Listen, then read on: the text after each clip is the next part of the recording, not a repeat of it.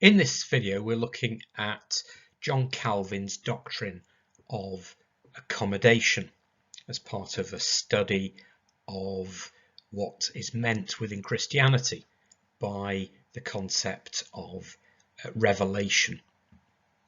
These are the relevant syllabus topics for the EDUCAS RS A level, and what we're particularly focusing on here is within this different understandings of what it might mean to say that the Bible is inspired, is revealed, and it's within that spectrum of objective and subjective that we need to look at John Calvin's doctrine of accommodation.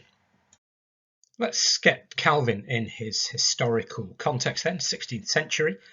He's a second generation reformer in that the Reformation was really had well and truly taken off by the time Calvin was forming his thinking. Major written work is the Institutes of Christian Religion. This is a systematic theology. A lot of it is prompted by an attack on Roman Catholic practice at the time, and it's still a very influential piece of theological writing and is the foundation of that strand of Protestantism known as Reformed. What we're particularly interested in here is John Calvin's concept of accommodation. The Reformers generally recognised that God must in some way condescend or accommodate himself in order to reveal. In other words, you've got God who is all those omnis, he's ineffable, he's so big that he can think the universe into existence and sustain the universe, and that's so much bigger than our small mind can conceive. And so therefore, if God is going to communicate with us, he has to in some way modify that communication. He's got to modify the way he speaks, communicates. So that's the idea. He's got to condescend, he's got to accommodate himself to our much lesser human ways. Any revelation, any communication of God has got to end up in human words and concepts in order to be passed on. But that's, as we read the Bible, they're not the words, plural, of God. What we've got in the Bible is the Word of God, the communication of God, expressed then in these human words. And very importantly, what Calvin is trying to get at here is that the idea of accommodation is not any lessening of the idea of truth within the Bible. There's no lessening of scriptural authority, but what you've got to do is read the Bible with the understanding it's communicating God's truth, that it has scriptural authority, but also that communication that is read in the Bible it includes within it this accommodation of God. The accommodation that John Calvin is working with here, it's about the method, the manner or mode of the revelation.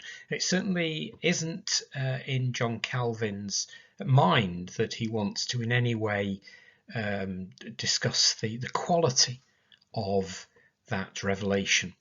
See, he's wrestling with this ineffable God, huge beyond our comprehension, is going to communicate with us mere fallible humans. So the process that Calvin's got in mind, and this is generally the way that Christians understand revelation, is that there's this huge time span over which the Bible, what we now know as the Bible, all those core of 66 writings plus the Apocrypha, if you're in a tradition which accepts that. So over the span of a couple of thousand years, really, when that was being put together, there's the idea in this that over the centuries, you've got the writers and editors, the process of producing those writings, they're aware of each other. There's references both implicit and explicit to other writings, the ones that went before, the ones that were around when that writer is working. Now, what that can lead to is what can then be considered as inconsistency or error, or in fact, this can be understood as the people of God wrestling with this meaning of God's communication over this vast span of time. And so again, this comes back to Calvin's concept of accommodation. God is communicating to humans, and these humans have then got to find a way of expressing that in writing to pass it on in ways that we can understand. Calvin himself uses the illustration of a nursemaid talking to the infant who is in her charge, where she doesn't use full adult language as that child is developing.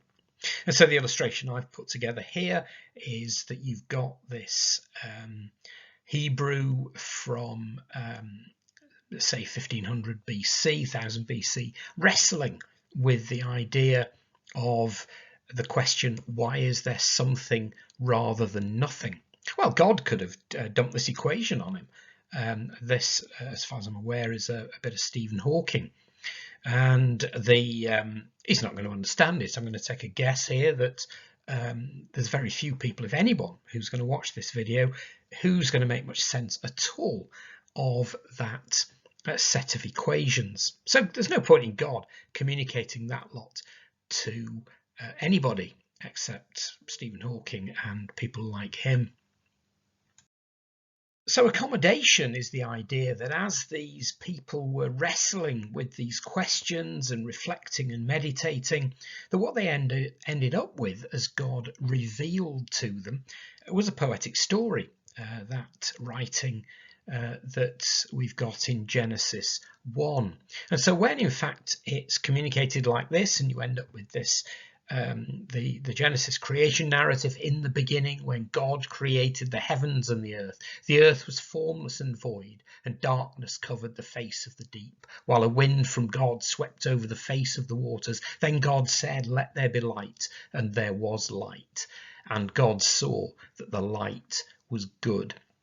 Now that's a fairly straightforward piece of narrative poetry, which can be understood, translate it into your own language, and you can comprehend it, completely unlike the maths in the previous slide.